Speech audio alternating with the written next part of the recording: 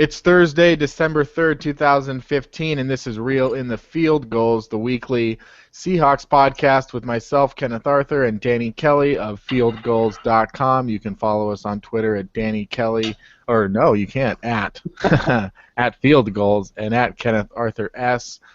Please subscribe to the show and tell friends. You know, if you don't listen all the way to the end, that's when I usually give that message. But I'm just going to say it right at the top that if you subscribe to Real in the Field Goals, you'll get this episode every Thursday, plus the Instant Reaction podcast after every game. And if you tell people about it at the old water cooler or whatnot, then more people will know about it, and that'll be good for us, hey?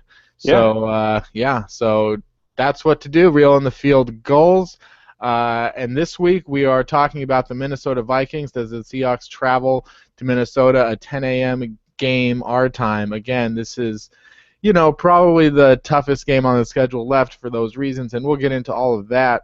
Our guest today is Arif Hassan, who Field Goals readers are well aware of if you've been around for a little bit. Arif had been a regular on Field Goals, especially when the Minnesota Vikings came around, and especially when Seattle was signing all their players. So he would give the good old scouting reports.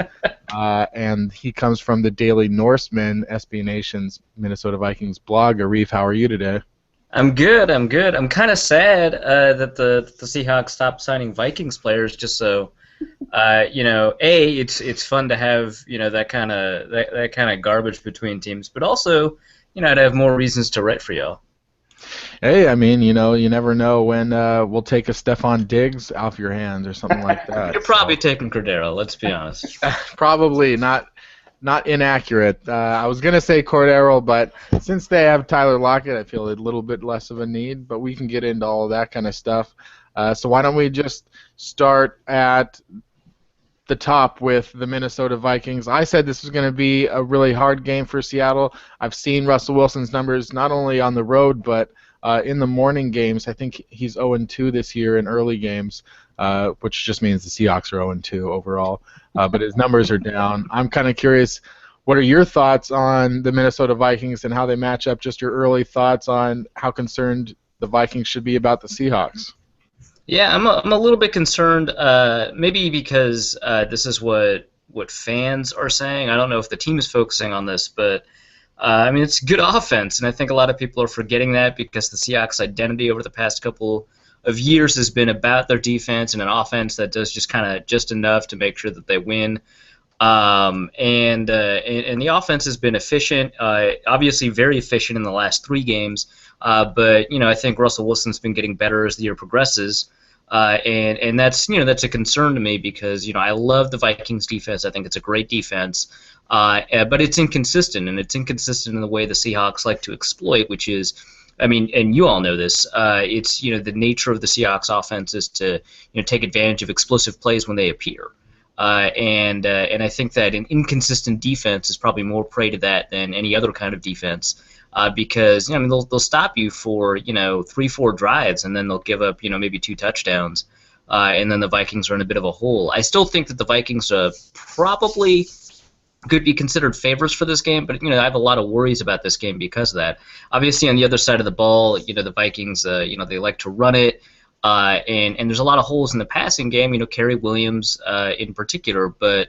I think that the Vikings are going to continue to focus on running the ball, and I think that's not going to be as easy as it has been for the past couple of weeks. So a lot of concerns going in, but I'm ultimately optimistic. Yeah, you mentioned the running game, and that's kind of, I feel like, the new identity for the Vikings is the run game, strong defense. Has the identity of the Vikings changed over the years with Mike Zimmer as head coach? It's kind of weird. I think every year except 2009 and I guess 2010, if you want to include that, Vikings fans and the Vikings as a team overall have kind of identified themselves as a strong defense focused on the running game, ever since Peterson came. Mm-hmm. And sort of the passing game has almost always been complementary or incidental to that. I think when Favre arrived, a lot of that changed, but that was about for a year.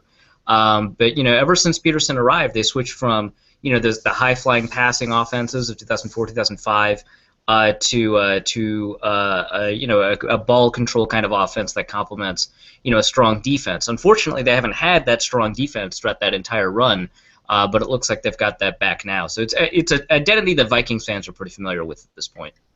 You talked about Russell Wilson. Obviously, teams and people focus on quarterbacks. You know, it's the sole focus of many teams in the NFL. So Teddy Bridgewater, you know, I think that there are a lot of positives to take away from his game, but at the same time, just can you kind of just explain how, you know, he has 8 touchdowns in 11 games so far? It's a very low number. What goes into these Vikings passing game, which, you know, statistically is one of the bottom 3 or 4 in the NFL? Yeah, well, there's a lot of things that go into that. I mean, you know, a lot of fans would like to blame drops, and I want to too, because it's the games that I watch, the drops are maybe the most frustrating part. But I mean, you take a look at their drop rate, you know, either by Stats Inc. or by Pro Football Focus, it's actually one of the lower, you know, drop rates in the league. So I'm kind of baffled because when I look at the offense, it's actually passing offense is just it's not that bad. It's relatively conservative. But I guess you could take a look at, you know, what's happening on third down and what's happening in the end zone. There are a couple of drops in the end zone. You know, Kyle Rudolph dropped, 2 passes in the end zone this year. Mike Wallace has dropped 2 passes in the end zone this year. That's probably pretty high relative to, you know, other quarterbacks in terms of the total amount of passes they throw and the amount of drops that they have. You know, and also consider that the Vikings run it when they're inside the 10. I think they rank 29th in pass attempts inside the 10. And so that's part of it too. Is just when there are opportunities to, you know, have passing touchdowns, they prefer to run it, and so you depress those touchdown numbers a little bit. I'm not going to say that, you know, Bridgewater is this amazing quarterback that the statistics have like totally in a completely fluky manner have completely disregarded, but I will say that I think that the statistics sort of underrate him when you take a look at things like that. I think that he's very good on third and long. I think that there's a couple of discomfort issues with the way the offense is being run. His interception, for example, last week was extraordinarily poor footwork when he's under center. He's a little bit more comfortable under shotgun. But Peterson, you know, he runs from under center, so you know you kind of have to figure out what you want your team to revolve around. And the Vikings picked Peterson, so that's going to make Teddy a little bit uncomfortable this year. And you know, I think that he's been largely solid. I would call him like a top 15. Quarterback, but I think that you're right that statistically, yeah, you could look at total passing yards, you could look at like adjusted net yards per attempt, DVOA. Statistically, they're in the bottom like 4 or 5. So, I mean, I can see why people are skeptical, but I think that when you take a look at things like 2-minute situations and third and long, Teddy Bridgewater really does deliver in some pretty exciting ways. Stephon Diggs has really stepped up this year as a rookie and kind of replaced the guy that I thought was, you know, the most hyped before the season in Charles Johnson. What's been going on with the other receivers besides Stephon Diggs this year? You know, Mike Wallace is out there, Jarius Wright, Charles Johnson, Cordero Patterson. What's the dynamic there for receivers? Some of it has to do with the fact that nobody can win contested catches aside from Stephon Diggs. I mean, the Vikings are historically poor at it. You could take a look at what Matt Harmon used to do when he, you know, tracked all those receivers at Backyard Banter with his reception perception thing. One of the things that he did off to the side was track, you know, contested catches, and the Vikings receivers were the worst in the league at it. It was, well, except for Justin Hunter. Justin Hunter from Tennessee was the worst, but then Charles Johnson was extraordinarily bad at it. Mike Wallace is bad at it. Unsurprisingly, Cordero Patterson's bad at it. And, you know, if you can't win those 50-50 balls, that closes down a lot of completion opportunities that you have in the NFL because you just have to win. And they're not really 50-50 balls. I mean, most receivers in those situations will win 70-75% of the time. And so if you can't win those throws, then it really limits what your receivers can do. Both Johnson and Wallace have had issues route running. Wallace was pretty crisp to start the year. And he didn't have a lot of drops to start the year, but as the year has gone on, he's rounded off routes, he's run routes at the wrong depth, he's broken off routes too early or too late, and he's dropped the ball when he has received it. And so he has become more a liability as time has gone on, which to me it sounds like a focus issue. I don't really know how to fix it. Charles Johnson I'd like to see more of. I don't know why he's not seeing the field enough, but I assume, you know, some of it has to do with his physicality at the line of scrimmage. I mean, that's why they got rid of Greg Jennings last year. And some of it has to do with, you know, the fact that he's not really progressing as a route runner as much as he should. I think people are forgetting, you know, he's not 22, he's actually like 26 or 27. I'm just going to gloss over personally talking about Kyle Rudolph because I think we all know he's going to get 100 yards and a touchdown. So skip over that right now. Defensively, it looks like Harrison Smith and Trey Waynes are hurt. So are they expected to play, and what is the difference on the defense without them? It sounds like Harrison Smith is definitely going to play based off of what I've heard Mike Zimmer say this week. Who knows? These things can show up. I mean, I don't think he practiced this week. He showed up to practice but didn't participate.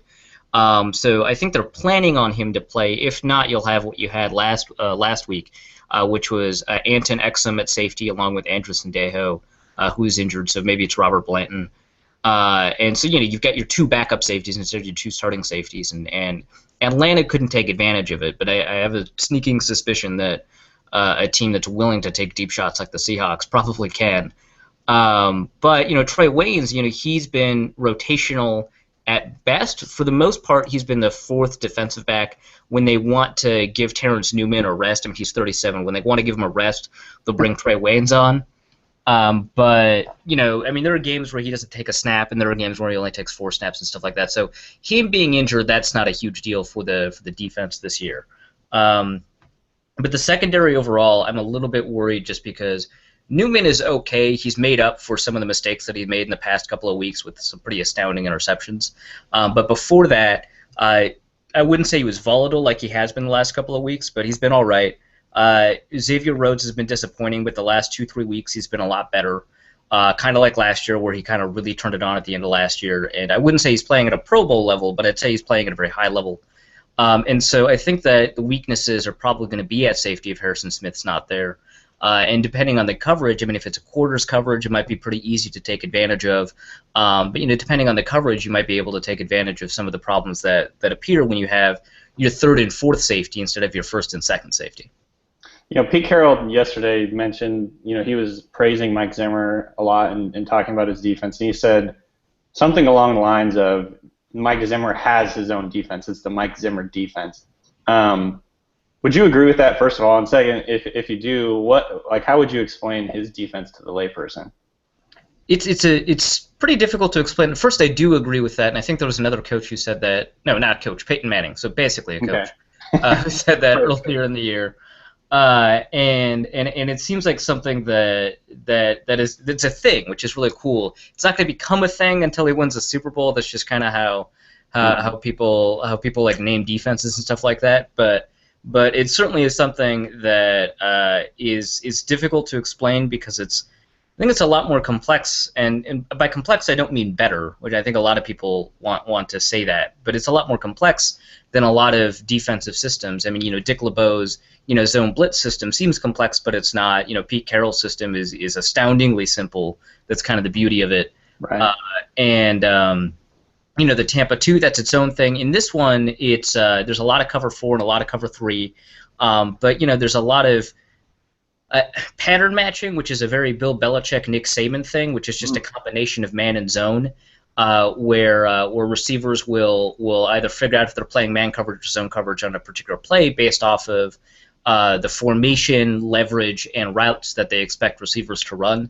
It's very difficult for defenders to pick up on, and I'm really glad that the Vikings have a bunch of really smart defenders because it really tamps down on the number of mistakes that you can have in this system. And it's also a system that's, I don't want to say blitz heavy, but is predicated on the appearance of a blitz. So you'll have a lot of double-A gap looks. You have a lot of looks where you've got a safety or a cornerback is primed to blitz. Sometimes or often they won't, but they put either the center or the tackle in conflict because they want to figure out sort of which offensive lineman they want to attack, put that player in conflict, and make it easier to create pressure. All of that is not designed to get interceptions. It's designed to force incompletions and punts. So in that way, it's a lot like Dick LeBeau's defense, the Tampa 2 defense, and a lot less like, say, the cover 3 that the Seahawks run or are not, or a lot like some of the other zone defenses that people have. So it's one that's predicated on pressuring the quarterback in unique ways, one that's predicated on really complex coverage assignments, and one that's predicated on interior pressure over edge pressure. I mean, as Seattle fans can attest to, you can have a good defensive scheme, but you got to have talent. So if the Vikings do have a good defense, a lot of that can be attested to the fact that they've spent a lot of draft picks on the defensive side of the ball. So we've already gone over Trey Waynes and, the fact that he's not quite ready yet. So in lieu of Trey Waynes, I'll switch him out for the second-round pick. But over the last 3 years, you've drafted Eric Kendricks in the second round, Anthony Barr, 9th overall, Sharif Floyd in 2013, as well as Xavier Rhodes, both being first-round picks. How would you grade those 4 players so far? If health wasn't a factor, it'd be a lot easier to grade Sharif Floyd. But I think that for me, Eric Kendricks is, it's still, obviously he's just a rookie and he's not really comfortable yet. But I think that he's playing pretty well for a rookie, so it's like kind of a tentative A-, maybe a B+. Anthony Barr, I would have to say he's an A+. I mean, he's playing as one of the best 4-3 outside linebackers in the NFL right now. Xavier Rhodes, I would say, is an A- for sure, because he's not a Pro Bowl quality corner yet, but he keeps on hitting the edge of that threshold, I think. And then Sharif Floyd, if he's healthy, I think that he's a top 4 under tackle. I think that maybe he's not as good as Aaron Donald. Maybe he's not as good as one of those under tackles that just happens to have a good year every year. But as a 3 technique, he's consistently in the top 5. I think in terms of his ability to manipulate and impact the game. So, but he has had some trouble staying healthy. He's had some trouble getting on the field a little bit. I would still grade him as an A, just because having that kind of talent, to have the kind of player who you mention in the same sentence as Aaron Donald, I think is fantastic, especially because Sharif Floyd fell and the Vikings kind of didn't panic and just took him because he was the highest rated player. So I would say that's an A. So you don't regret trading Percy Harvin for that pick? I mean, it's tough, man. I don't know. The things that could have been, but I think the Vikings came out ahead. You mentioned earlier when you were talking about the defense how they like to put a lot of pressure on the interior linemen. One guy I was curious about is Everson Griffin. Does he play kind of a similar role as Michael Bennett in the fact that he'll sometimes move inside and rush, off the guard or center, or does he typically stick to the outside? How has he played? He used to play kind of the Michael Bennett role, but the last, I want to say 2 years with Zimmer, he's only played on the outside. Okay. And yeah, it's interesting. So Brian Robinson is much more likely to just play contain, play lane discipline, stuff like that. And so he'll have a lot of pressures, but he won't have a lot of hits or hurries because he's very concerned about playing contain on his side of the line. Everson Griffin, I mentioned that they try to activate sort of interior pass rush, usually through the 3 technique. It's one of the reasons Geno Atkins was so good under Zimmer when Zimmer was the defensive coordinator at the Bengals. Griffin has a lot more latitude than Michael Johnson did in Cincinnati. And also Carlos Dunlap, and he has a lot more ability to choose whether or not he's going to be rushing the passer or defending the run. And some of the reasoning for that is because he has phenomenal athleticism, agility, and reaction time, so that if he does make the wrong choice, he's usually not out of position. And I don't want to say very rarely makes the wrong choice, but I would say often he makes the right choice. I think this could be, one of these low-scoring games, something along the lines of a 16-13 or something like that. So obviously special teams will come into play, and I think there's a couple of guys that I'm curious about. And I guess I'll just start with Blair Walsh because, 2012, this guy has one of the best rookie seasons of all time. He's an all-pro. He makes 10 out of 10 from beyond 50. And it seems like over the last 3 years, he's only been getting worse. And I mean, statistically, you look at over the last 3 years, he's 9 of 18 from beyond 50, and he's missed 2 kicks inside of 40 this year. He's missed 3 extra points. What exactly is going on with Blair Walsh? Yeah, I wish I knew. I mean, some of it is just, we don't spend a lot of time thinking about kickers, so I can't really diagnose what the problem is. But, yeah, I would say he was getting worse every year. 2014, I thought, was his low year, and it seemed like 2015 he was going to continue that trend because in the preseason and at the beginning of the season, he had a spectacularly awful conversion rate for his field goals. But then he had a really solid stretch in the middle of the season, and then I think the last 2 or 3 games he's missed a kick, either an extra point or a field goal. And yeah, he's bad. I don't know, just not really like another diagnosis. People are trying to figure out like, oh, hey, he's kicking from the left hash. That's kind of weird. Maybe that's it. Maybe, I don't know. I can't. Like, people ask me this all the time, and I don't really have the answer. People ask me if he's pulling his kicks or pushing. I don't even know what that looks like.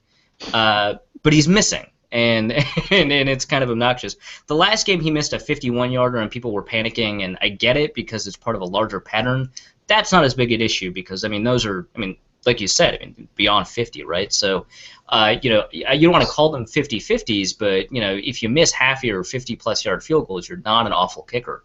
But he did miss that extra point in the game before, which had huge implications. And he's missed some of the easier kicks, like you said, some inside the 40.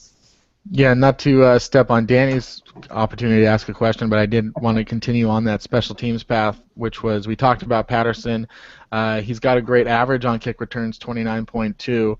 He's got a touchdown. I'm just kind of curious, is he a consistent kick returner, or is he a guy that will break one off and then have a couple bad ones?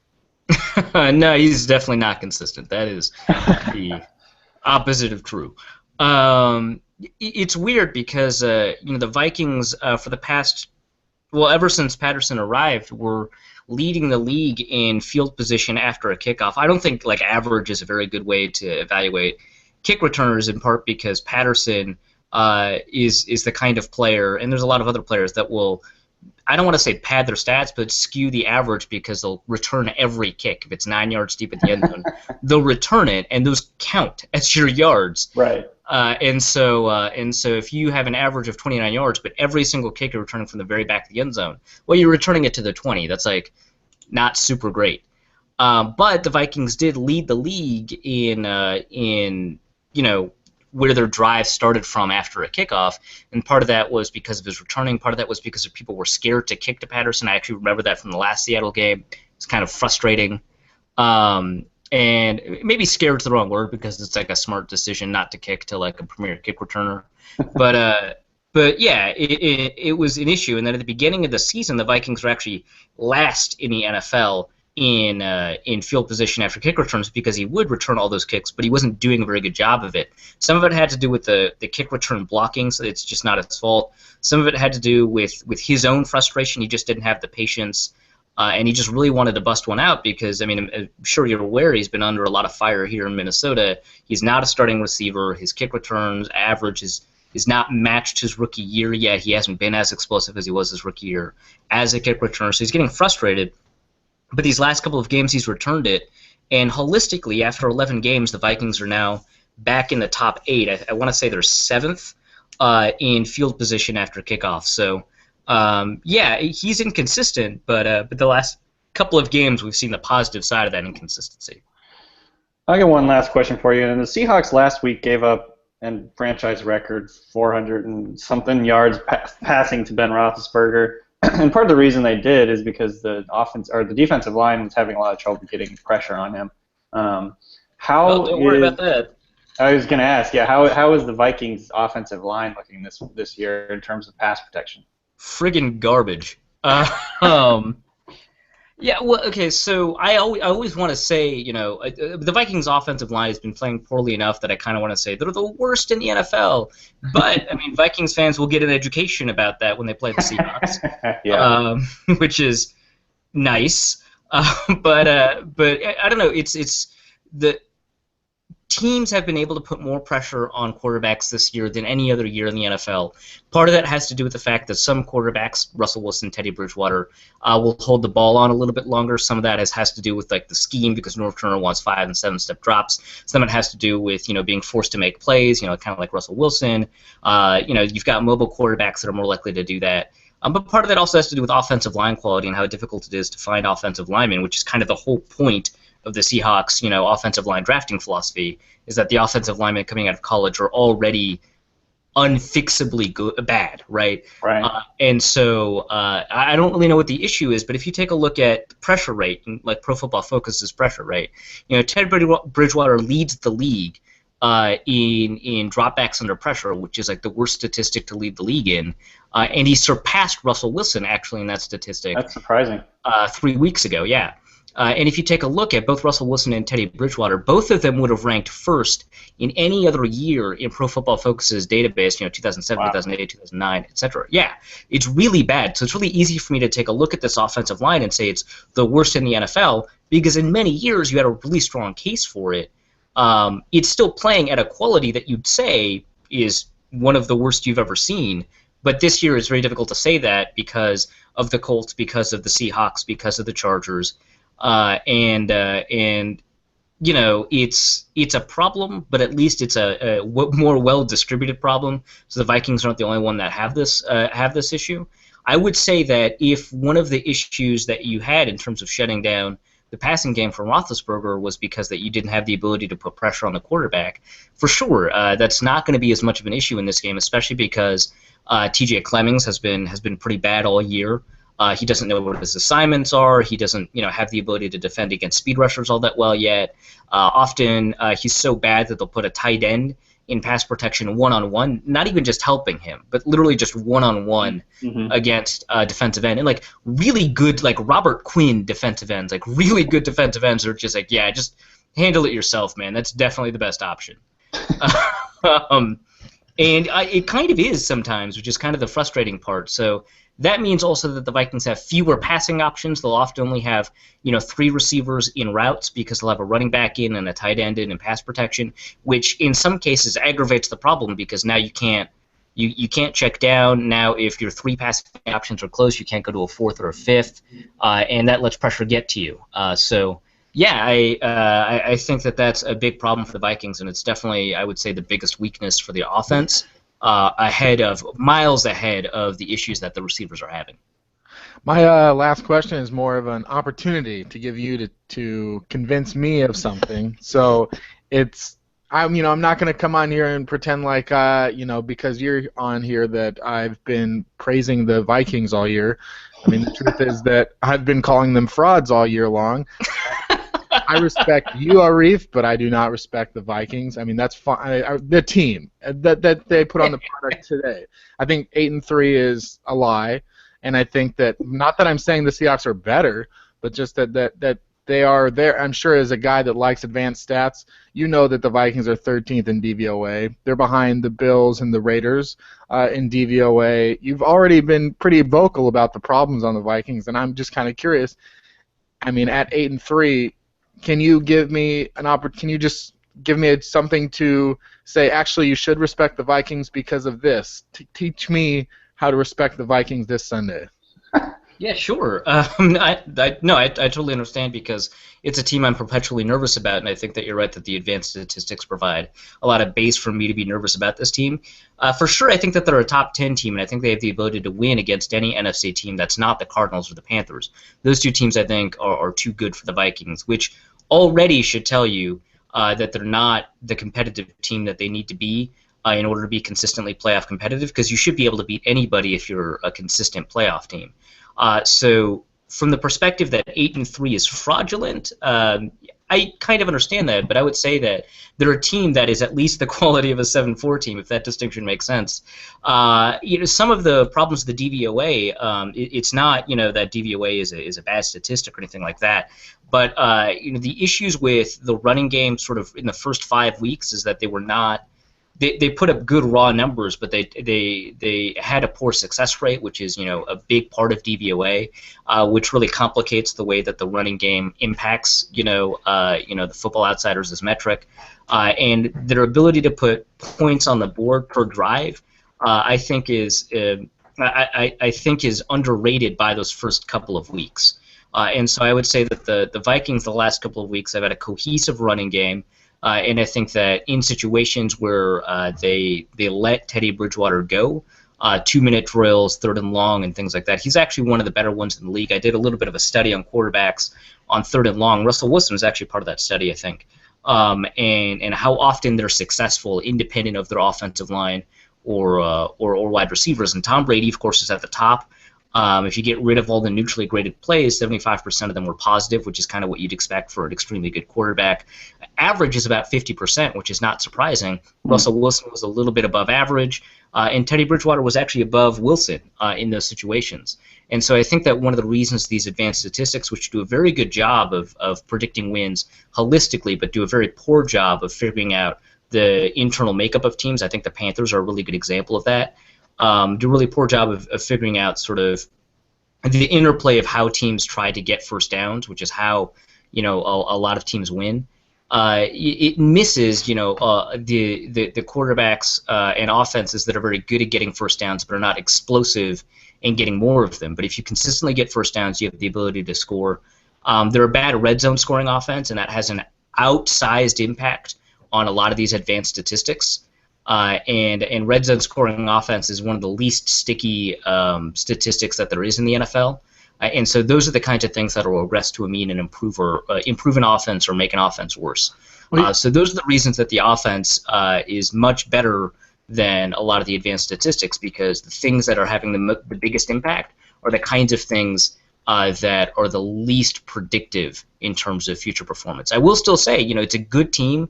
It's not a great team, and I think it's a top 10 team for sure, and I think that they should be in the top 8. The defense is astounding to me. I think that they're a top 5 defense, and whenever you have a top 5 defense and a good running game, you've got a really good chance to be competitive. So I wouldn't say the Vikings are frauds. I'd say 8-3 is slightly over-representative of how good they are, but not by much. Well, you say that they are maybe a 7-4, 8-3 team. The Packers are a 7-4 team. I don't think the Packers are very good either, and you mentioned the last 2 weeks. 2 weeks ago, you lost to the Packers by 17 points at home. So are you better than the Packers? Well, yeah, I mean, if you wanted to use one-game samples to say something, then no, I'm just saying, okay, you lost by 17 to the 49ers. So what happened there? Yeah, no, the 49ers game was bad. It was certainly very bad. And if the Vikings continued to look like that team that played against the 49ers, that would be an issue. But they're not that team at all. They made a lot of bad mistakes in the game they haven't continued to make. I mean, if you split out the 49ers game, which, I mean, you're talking about one of the reasons why the Seahawks are going to have some issues going into this game is because it's a 10 a.m. game local time. It was a 9 p.m. game local time over in San Francisco. And I think that's actually probably a bigger issue. Yeah. And so, I think that the Packers game exposed some problems for the Vikings. And I wouldn't say that they're the kind of team that you'd expect they were against the Raiders. I mean, they beat the Raiders 30-14. But they're definitely a team that I don't want to say wins close games, because that's kind of a cliche that if you're a fan of advanced statistics makes you roll your eyes. But they're the kind of team that generates marginal advantages really well and then will make a couple of mistakes.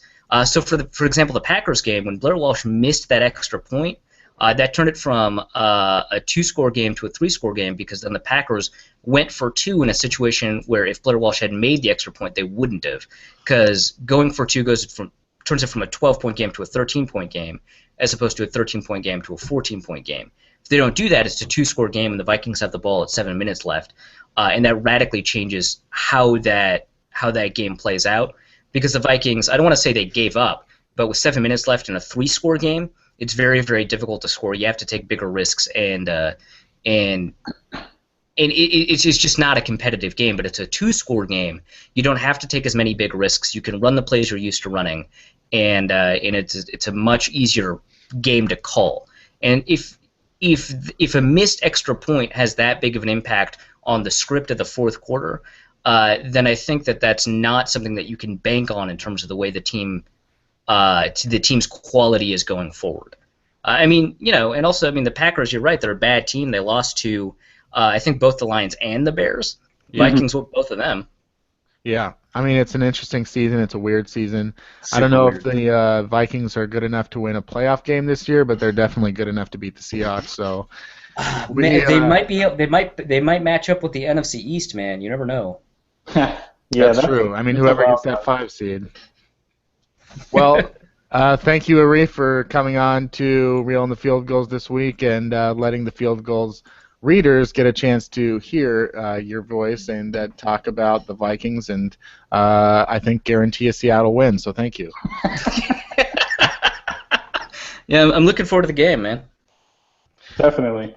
Absolutely. Thanks, Arif. Yeah, thanks for having me on. See ya. See ya. All right, so there was Arif talking about the Vikings, giving us some truth. I don't think he sugarcoats anything, which makes you fear some of the things that he talks about in terms of the Minnesota's strength. What was your main takeaway from that conversation that maybe you didn't know before? Well, I kind of went into the interview thinking the offensive line for the Vikings was one of their strong suits, and so that's definitely interesting that he was saying that the offensive line in pass pro is so terrible. So that's kind of, I guess, encouraging or whatever, because that was such a big problem for the Seahawks last week, and I think it's where a lot of their defensive effectiveness is derived, is their pass rush. Obviously getting Cliff Averill and Michael Bennett going has huge repercussions for what happens in the secondary. So I think that was kind of the one thing I was a little bit surprised about. The other thing that I thought was really interesting was just him describing the defense. I don't know. I haven't studied the Vikings defense closely, so it was pretty interesting hearing him describe the pattern matching and kind of the complexity of all that. So it's gonna be an interesting matchup. I actually agree with him. I think that these two teams kind of match up well with each other, and it's kind of hard to predict what will happen. What's interesting is the Vikings are fourth in turnovers, so you'd say, oh yeah, they protect the football. But what's interesting, even though one turnover in a game is probably pretty common, the Vikings have had one turnover in every single game this year except for one. So they've had exactly one turnover 9 times. They've had 2 turnovers 1 time, and they've had no turnovers just once 3 weeks ago against the Raiders. So there's a good chance that Seattle will get one turnover. Obviously, the Seahawks are one of the best in the league at protecting the football. Let's see where they're ranked. They're ranked 4th as well, so they're tied with Minnesota in turnovers this year. Okay. Seattle has not had a turnover in any of the last 2 games. But yeah, like I said, 0-2 in morning games this year. The Vikings, do you know what their record is in morning games? I do not. 7-0. All right, there we go. So it's going to be a difficult one, and I think that's one of the reasons, I do not like this game. Last week you picked the Steelers to beat the Seahawks in your Deep Balls podcast. I'm curious, what was your pick this week? I picked the Seahawks this week, and Jackson actually picked them as well. So we're feeling good about this game just from a matchup point of view. I think it's a very tough game, and I actually, I really like the Vikings. I think I like them more than you do. And I actually like them more than Jackson, because I think Jackson was kind of in the same boat as you before. They had to kind of convince him that they were better than I think what a lot of people thought. And so I think he had mentioned they may be like kind of a paper tiger early on in the year, but I think over the last couple of weeks they've convinced him otherwise. I mean, people keep saying, you and Arif both have said over the last couple of weeks. Again, 2 weeks ago they lost to the Packers 30-13. Green Bay, it's their only win over the last month, and it was a blowout basically. I know Arif mentions the extra point, but with or without the extra point, Minnesota didn't score more than 13 points. They could have scored 14 points. Okay. But, and last week they beat the Falcons, probably one of the worst teams in the NFL right now. So over the last couple of weeks, I'm not, well, there's recency bias. Recency bias is a real thing. And I'm sure the 8-3 record kind of has something to do with that as well. So, in the NFL, it's such a week-to-week thing. Like, you can feel completely different one week about a team than you do the next. I feel I end up having that kind of a lot. So there might be a little bit of that going on. But I just think just the way they're built, with strong run game, strong defense, it's just reminiscent of the Seahawks. And so I think in that kind of game, I like the Seahawks just because that's kind of how they're built.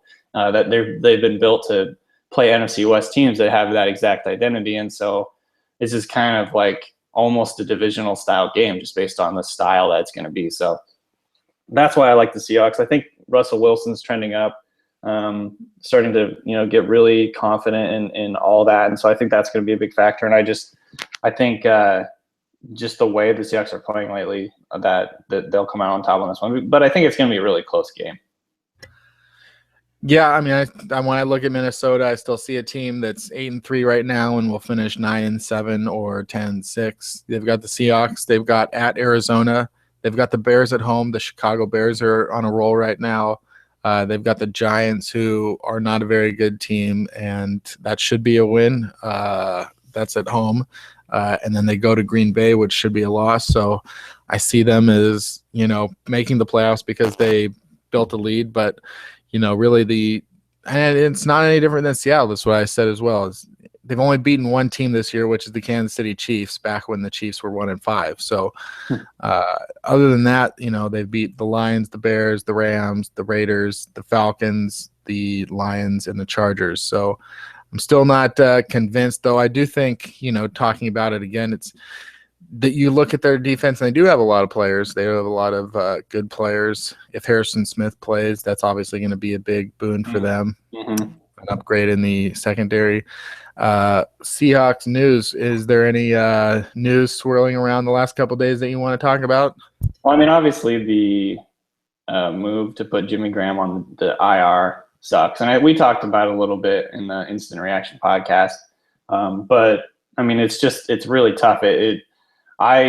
People have kind of rationalized it to say, oh, potentially now the Seahawks offense could actually run more smoothly because Darrell Bevel doesn't have to manage touches and he doesn't have to worry about egos and all that. And I think that there's something there that I don't necessarily disagree with that thought, but I don't really disagree with the thought that the Seahawks are suddenly better without Jimmy Graham. I think he's a really, really good player. I think he's really effective on third down. They've really started to go to him up the seam, and they've even, I think, based on what I've read, I hadn't studied it closely, but based on what I've read from several people who I respect, he'd been a lot better in the blocking game as well. So he kind of started to really get into the groove in terms of fitting into this offense. I expected it would take a little while to get him kind of integrated and assimilated into the Seahawks offense, and I think it had been, going pretty smoothly and went at the point when he got injured. So I think that's a big loss for the Seahawks. And it just, he's one of those guys that is going to draw coverage on every time he runs a route. So it'll be interesting to see how that, kind of changes. And now potentially they'll focus in on Doug Baldwin instead. So I don't know. It'll be really interesting. That's the big X factor for this week, obviously. And, to me, it's a big bummer. I just like watching him play. I've been a fan of him for a long time. And, so I think that's kind of the rough one that happened this week. But yeah, I think they can go forward and still be a good, effective offense, though. Yeah, I mean, correct me if I'm wrong, but I think that after Jimmy Graham got hurt, if it was early in the fourth quarter, that means, Russell Wilson threw 3 touchdown passes after that. So, there was not really a hitch in the step, though I do think, if Paul Richardson comes back this week, and it sounds like he will, I mean, when you really get down to it with the games, like you could talk about recency bias, if Baldwin and Kearse play like that every week, and then you're talking about Baldwin, Kearse, Lockett, and Paul Richardson, all of a sudden I'm like, damn, this team's got weapons. This team's got guys all over the field, guys that are hard to defend. And I think, if Jimmy Graham got into a groove, then I think there's a possibility that Luke Wilson's going to slide right into that groove and pick up, some nice numbers here down the stretch. Fantasy tip. So, I think with, and like I mentioned this week on Twitter, Thomas Rawls becomes first in DYAR, first in DVOA, first in success rate. I mean, crazy.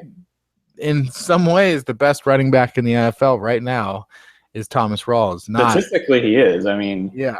If you like FO stats, and I really do, so yeah, it's pretty nuts. I mean, Adrian Peterson was actually ranked like 18th or something going into last week. Is that because of success rate then? I mean, yeah, I think so. And then it's just like this. He did have his first, like, maybe not his first, but he had like, I don't know, 13 or something DR, and then this week he had like 66. So that really bumped him up to like in the top 10 or something like that. But other than that, he wasn't having that fantastic of a season for Football Outsiders. But I think obviously we know that he's a dangerous player. For sure. He's still one of those guys. And I think talking about success rate, that's a stat I like a lot because it kind of talks about the consistency. And so, because success is defined by FO as getting a set amount of yards based on the situation. So like if it's 3rd and 3 and you get 4 yards, that's a success. If it's 3rd and 5 and you get 4 yards, it's not a success. So right.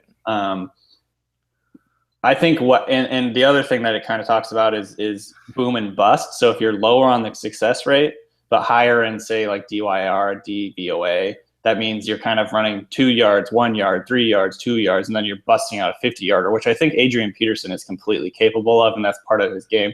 That's why the Seahawks can't get lulled into comfort or whatever when if they start out stuffing him pretty well early on in the game, because he's liable to bust out, like, we saw a couple weeks ago when he busted out a 55-yard touchdown or 80-yard touchdown or whatever it was to seal the game. So he's always dangerous. Every time he touches the ball, there's a chance that it could go, the distance. And so that's what makes him so dangerous. He's just so explosive and powerful.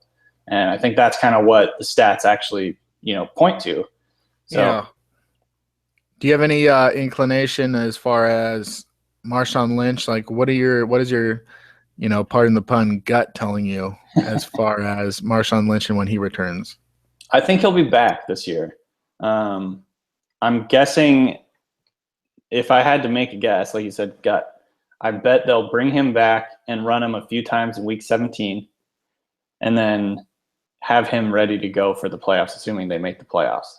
If they don't if they're like not going to make the playoffs, or if they've already been eliminated or whatever, then I think that changes everything. But I think if they're still in the hunt, they get him back week 17 for that final matchup against the Cardinals, and it's probably going to be a heavy timeshare. If not, just have him spell Rawls a few times. But then I think by the time the playoffs roll around, then they'll have, the double-headed monster and Rawls and Lynch, and they can start, getting him fully back up to speed. I think that I'm just feeling optimistic about it. And obviously I have no inside information about that, but it'll be interesting to see what happens.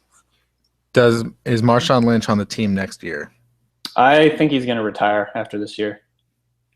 I think he barely made it back this year, and based on, I think basically his teammates probably convinced him to come back and try and make another run at the Super Bowl. The whatever it was, 11 or 14 million that he got in terms of upfront cash certainly didn't hurt.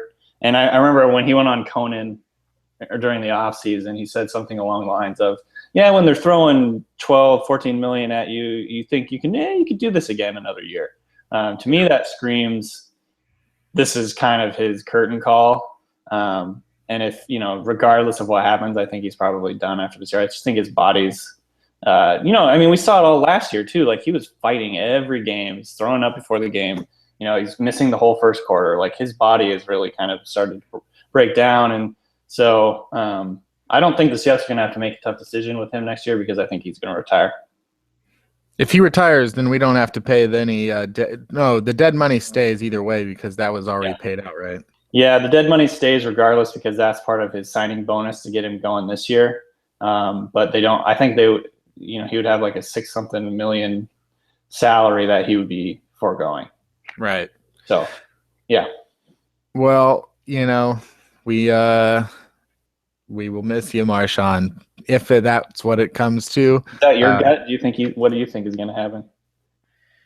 My gut says that Marshawn Lynch will return in the playoffs and lead the Seahawks to a Super Bowl, hold up the championship trophy, and come back next year, win MVP, win another Super Bowl, come back the next year, win MVP, win another Super Bowl, come back the next year, win MVP, win another Super Bowl. 3 in a row? Okay.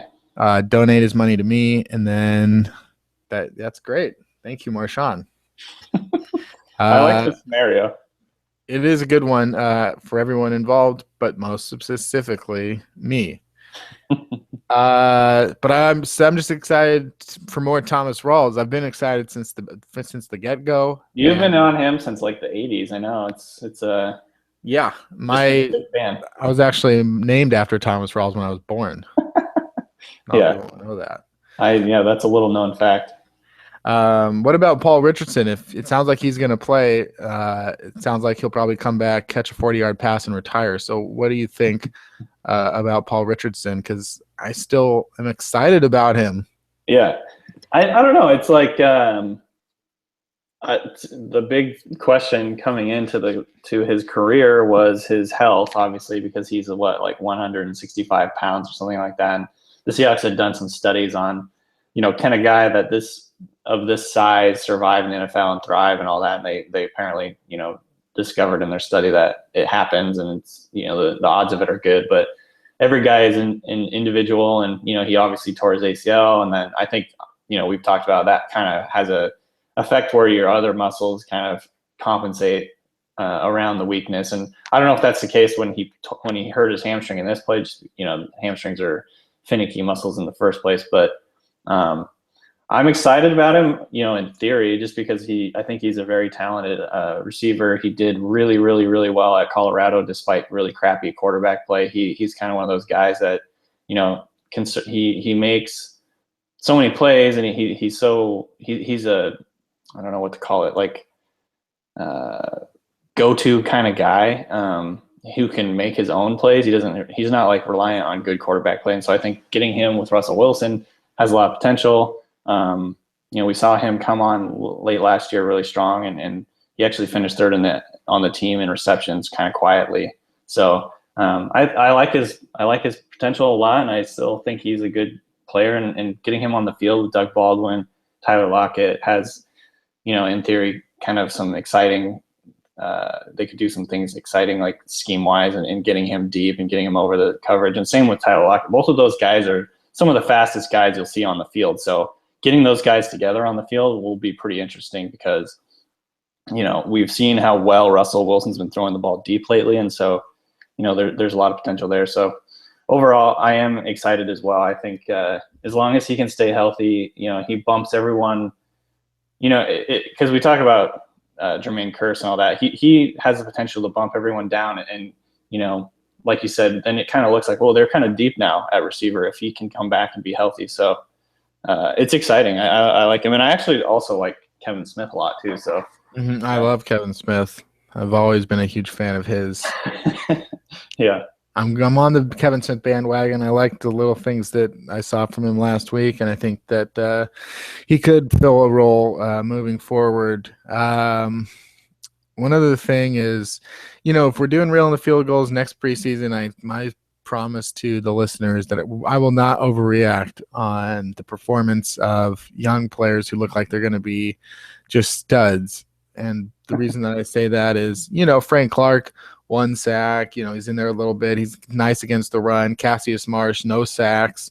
These were some guys that we really hyped up, I think, during the preseason. And like, man, these guys are so deep at defensive end, but they're still way behind Averill and Bennett. And you're not seeing as much as I thought I would see out of Marsh and Clark, as well as Tyler Lockett in the return game. It's not been that great, although he did have, I think, a better game last week. And so I guess, Daniel, my question would be, which player do you think has been the most disappointing from preseason expectations to now? I wouldn't call Frank Clark disappointing because no, it's very, very difficult to come into the NFL, especially as a defensive end, and be really highly effective just because, and I don't want to frame that in a way that's saying like, oh, Frank Clark, you are such a disappointment to us, right? Or just like your expectations. And obviously your expectations for Frank Clark maybe they probably were like he'll get a couple of sacks or something like that. So I'm not, even though I bring up those guys, I'm opening the whole roster. Yeah.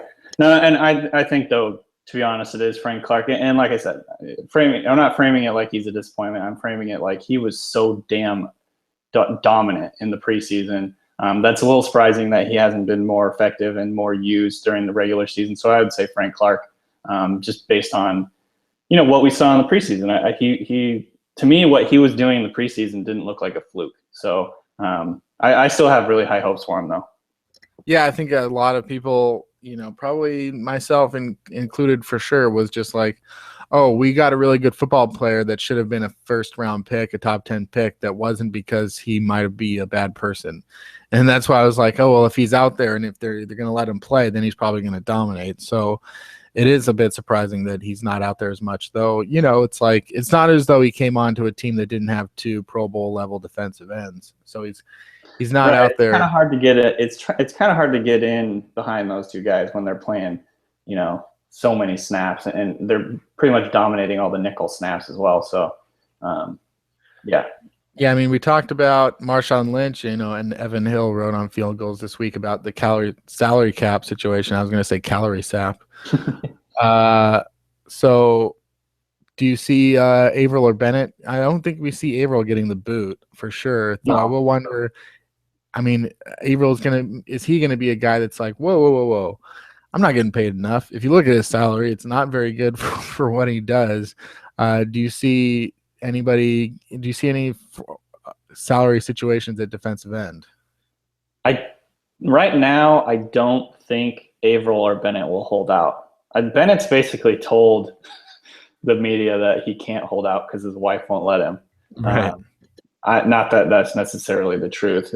He's a jokester, obviously, but I don't see either of them holding out. I could see the Seahawks do something with their contracts in theory, because they've been so good and because they like to reward their guys. I can't remember off the top of my head if they're going into their final season on their contracts. And if they are, then I could see something for sure happening. If not, I could see them maybe get like a bonus or some sort of thing like that, just based on how well they've played. But yeah, I mean, I think there's always the chance that one or both of those guys could end up kind of trying to force the hand a little bit for the Seahawks. I hope they don't hold out. I don't think they will, just because holdouts are generally just ill-advised with the CBA. This way we saw what happened with Cam, like he didn't win his holdout. So you could see some strife or, stuff like that during the offseason, which you see every offseason and really shouldn't worry too much about, but I don't see them holding out. The Seahawks with 944 total yards of offense over the last 2 weeks. They've had over 100 rushing yards in every single game this year.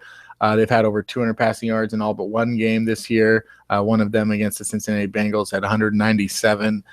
So everything's been going well for the offense. We're going to see if that holds up this week in Minnesota, win their first AM game of the season, trying to win on the road, trying to beat a team that is 8-3 and leading the NFC North. It's going to be a tough one. Let's roll it out on a score prediction. Danny, what do you got? I'm going Seahawks 24, Vikings 20. All right, and my score prediction: Seahawks 42, Vikings nothing. So That'd be fun. That would be nice, and it's what's going to happen. Book it and look it. So this is Real on the Field Goals. You've heard all the stuff at the top of the hour about what to do as far as social media goes and the internet. So go do that. Bye.